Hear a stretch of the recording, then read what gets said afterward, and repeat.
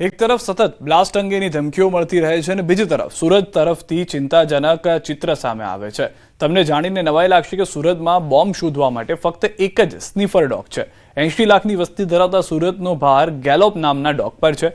શાળાઓ અને સરકારી કચેરીઓને સતત બોમ્બ ધમકીઓ મળી રહી છે, ત્યારે આવી સ્થિતિમાં ગેલોપ પર આખા શહેરની એક્સપ્લોઝિવ શોધવાની જવાબદારી છે। નિયમ મુજબ 12 ડોગ્સ જોઈએ છે, ત્યાં માત્ર 4 જ કાર્યરત છે। 38 પોલીસ સ્ટેશન સામે ડોગ્સની સંખ્યા અત્યંત ઓછી જોવા મળી છે। ટ્રેકર ડોગ પ્રિન્સી એકલી ચોરીના કેસોમાં દોડે છે, તો નાર્કોટિક્સ કેસોમાં ડ્રેક એકલો જ લડે છે। ત્યારે કહેવાતા મેગા સિટીમાં સુરક્ષા તંત્રની હકીકત બહાર આવી। ડોગ સ્ક્વોડની અંદર આપણી પાસે 4 ડોગ છે। એ પૈકી એક ડોગ છે જે એક્સપ્લોઝિવ ડિટેક્શન માટેનો એક ડોગ છે, તે અત્યારે ડ્યુટી મીટમાં છે। બાકી આપણી પાસે 3 ડોગ છે। અત્યારે બોમ્બ સ્ક્વોડ અત્યારે હંમેશા એલર્ટ પોઝિશનમાં જ હોય છે, રાઉન્ડ ધી ક્લોક।